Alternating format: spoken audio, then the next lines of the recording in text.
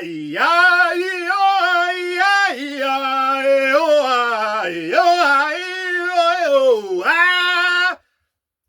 now that all the posers have left, it's just me and you guys. What's up?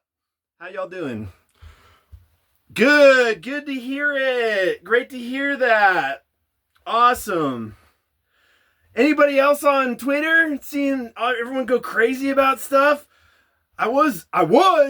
What had happened was I was writing this brilliant screenplay, but I got bored and I downloaded Twitter. And I've been posting on that nonstop, morning till night, every day. It's bad, I know, but the instant gratification is so nice. Either I could write a script that takes years to produce and maybe millions will see it, maybe not, or I could write a dumb little tweet every 10 minutes and maybe get a few little circles with a number in it, and that'll make my brain feel good for a little bit. I don't know. It's too hard to decide. Not really. But you know what? You just got to keep going. And maybe I'll get back to doing art like I thought I wanted to do when I was a child and I committed myself to in my early adulthood. And maybe I'll continue. I should. I really should. And so should you. Are you putting off a project right now that you should be working on? Well, why don't you take a small step and pick it back up and let's keep going. Who's with me, guys? We can still do this. Screw all the haters. Let's do it for ourselves, for our own self-development and fulfillment and stuff like that. I just saw my probation officer today. He asked me a couple of questions and then say, all right, I'll see you never again or unless I call you. This is like the most chill probation I've ever been on. The guy just doesn't even want to do anything. He just checks in every 3 months and says, all right, I guess you haven't had any alcohol, so you're good. And you know what? I think I'm not going to drink alcohol anymore because I noticed that it really doesn't help. It doesn't help very much. Last time I drank alcohol, I kind of did things I regret. And not that I live with regrets, and I always say never regret anything. Don't regret it. It's just part of the journey. It's just fold it in. It's just... It's just like raisins when you were expecting chocolate chips. That's fine too. It's protein or something. Anyway, so I had all week to prepare for my speech today at Toastmasters, and I didn't do squat. So I just got up there in front of them with no preparation, and it turned out better than the one last week where I prepared and studied all night. So maybe preparation is overrated? Preparation is overrated? I don't know. But what's going on with you guys? Throw some comments on the video so I can see what's going on in your world. Does everybody have a YouTube? Should everybody have a YouTube so we can all just talk to each other through the internet now instead of going out in the real world and saying high five or whatnot? I don't know. Do you? Are you an expert in this? Is there science behind this? I don't know. Wow. I'm already burned out and I'm only 3 minutes in. What do you guys want to talk about? The shootings in Minneapolis? Let's talk about that for fucking ever. I hate it. Who cares? It's not that important, right? And they're not Nazis, okay? The Nazis would just gun everyone down, okay? They're not doing that. They're not Nazis. But also, they will shoot you if you get in the middle of them and their job. So be smart. You don't have to respect them or support them. Just don't throw yourself in front of them and get shot. And so I'm going to be a martyr. I'm doing the right thing. I think that's the big thing, is that oftentimes people get these ideas in their head like, if I do the morally right thing, then everything will work out for me because I'm a good person. When in reality, it's better to focus on survival. And maybe your survival is a little bit more important than your maybe twisted morality. You don't know. You assume that you have the perfect morality. Here's an example. Remember back at the BP oil spill?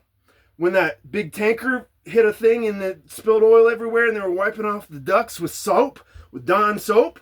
Dawn soap, gotta buy Dawn soap, right? Because we clean off the little ducks. And that's another thing. So I saw a commercial a while back, and they're like washing off the oil off of ducks in this commercial, and I'm like, how did they get that footage? Did you dump oil on a bunch of ducks so you could wash it off for a commercial? What the hell? That's messed up. But anyway, back when the real BP oil spill went on, and there was oil everywhere, there was this one woman who was like a white knight. She was all, I'm gonna volunteer and clean up all the ducks and all the oil in at the beach. So she goes there, she starts sweeping up the oil or whatever they do, and that's a good thing, right? That's good. That's morally good.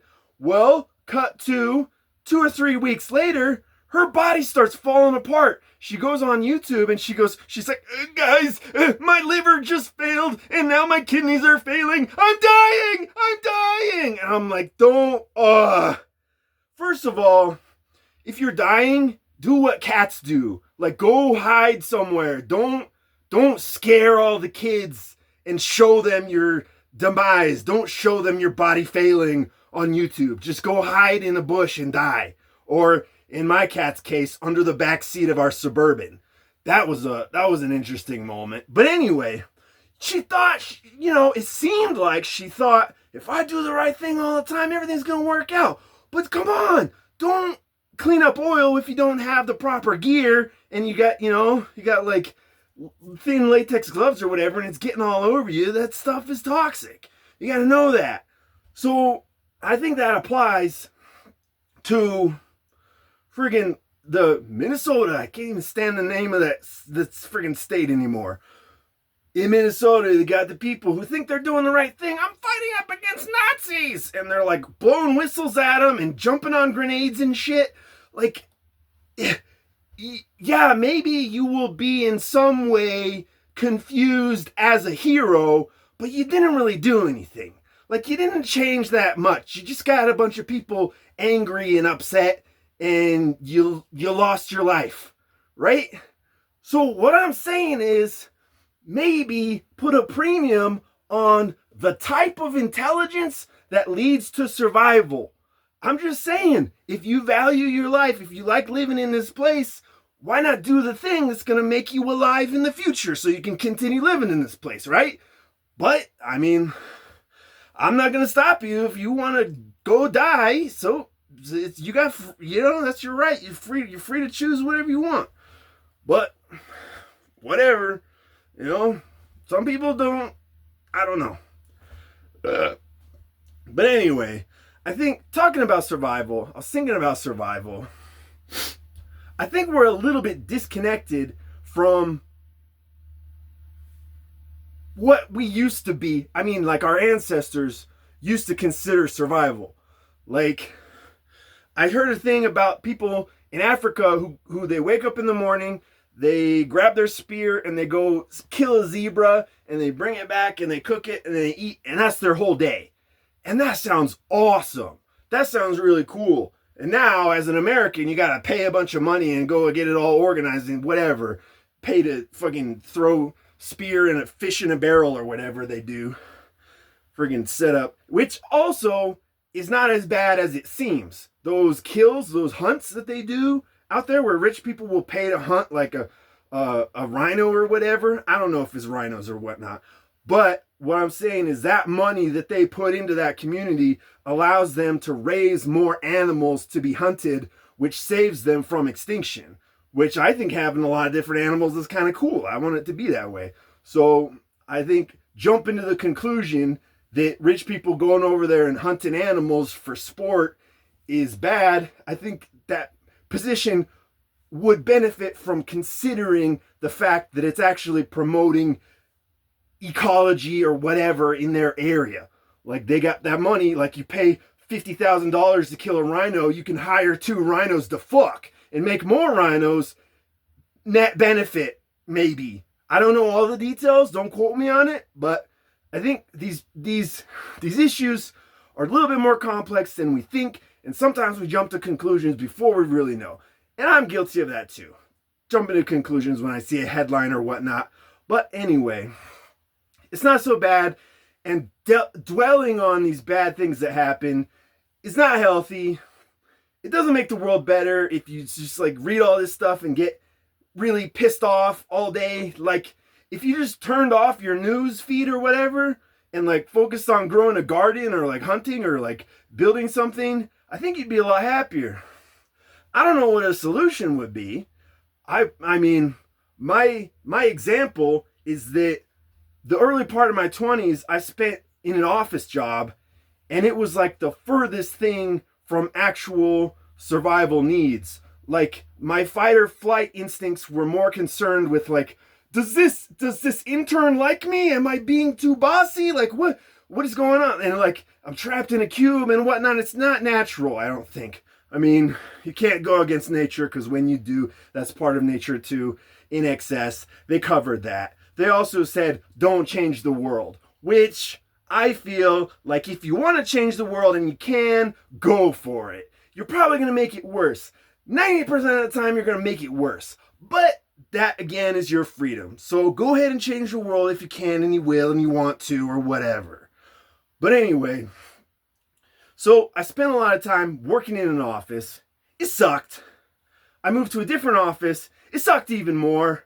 I was working on this movie, doing storyboards or whatever, and I was in a dark, windowless room with other storyboard artists, and we didn't like have a lot of time to have fun together, and it was really depressing going into work, and I knew from the start that the movie sucked so bad, it probably was not going to get made, and then the project ended, and they scrapped all of our work immediately when it changed hands, when it got a new director, which is really depressing, you know, to think that you slaved away in a darkened room for about a year and then all of your work is just dumped into the biscuit bin or whatever. You know, like it's gone. And they made an entirely different movie afterwards. So that was really depressing. But when I became homeless, I was more fulfilled on a daily basis because when I woke up, I had to figure out where to get water, figure out where to get food, figure out where to get clothes and stuff like that. I was on a constant treasure hunt. And then once all of my needs are met, I could chill with other homeless people and we'd bond and we'd joke around and do pranks and stuff. It was really awesome.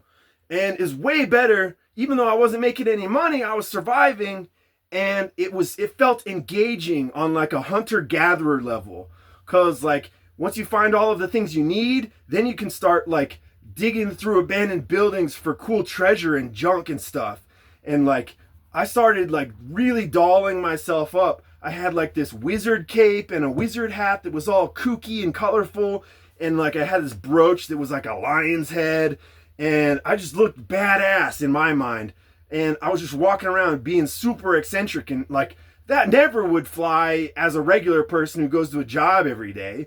But as a homeless person, there's so much freedom and there's so much connection to actual survival tasks that it's not even comparable. Like one day as a homeless guy in New Orleans is more fun than an entire year as like a big boss or whatever at a company with cubicles and stuff.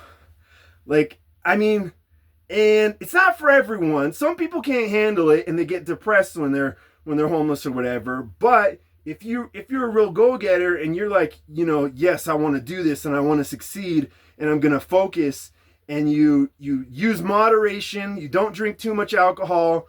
Because some of the guys I partied with, they would just sit in one spot holding a sign that said like, tired of sucking dick for cheeseburgers. And once they had enough money to get alcohol, they would go get alcohol and they'd get drunk and they'd pass out, and that was their day. And I was like, I think there's a little bit more potential to this situation than that. So I didn't fall in with that crowd too much, and I didn't get hooked on alcohol too much. And there was other drugs, but those were all used in moderation. And I think that you can really have a good time in ways that you don't expect initially. And sometimes that big dream of yours, when you get it, it's not really as good as you thought it was going to be. So maybe if you're making decisions about your life or something like that, maybe consider things that you haven't considered before. I guess. I don't know. I don't know exactly what I'm saying, but I had way more fun doing that than when I was technically considered successful, right? So, anyway, I haven't drawn anything in like a month or 2 months or whatnot, and I feel like this is it's a normal cycle for artists. I know Chris Anka, who was a phenomenal draftsman, I went to school with. He did a lot of comics for Marvel and stuff. He's a great guy, and a lot of people in school looked up to him for advice in drawing, and he would work like tirelessly all day. He would do these things that were just like to practice like single stroke stuff. Like I saw some of his sketchbooks, and it was just like drawings of leaves, like the exact same leaf 1,000 times on a page. And I was like, whoa, okay, that's really intense. But even he said that sometimes he'll just go for an entire month without drawing anything. So I think those moments of reset are okay, and it's never too late to jump back into something that you love. And I think art is universal. I say it all the time. I think we're all artists. We're all born artists. The problem is staying an artist. So I'm saying this also to myself. Take a small step to do something creative and see if you can build up momentum in that. And maybe I'm saying this to myself as well. Avoid social media because it's programmed to be addictive and to suck you in and to get you hooked on it, and that's all you do. Like I literally have been doing nothing other than tweeting and responding to people's tweets. And it's nice. It feels nice to be instantly recognized for saying something that's sort of funny, but it's ultimately holding me back from something that could be bigger. So anyway, thanks for tuning in, guys. See you next time.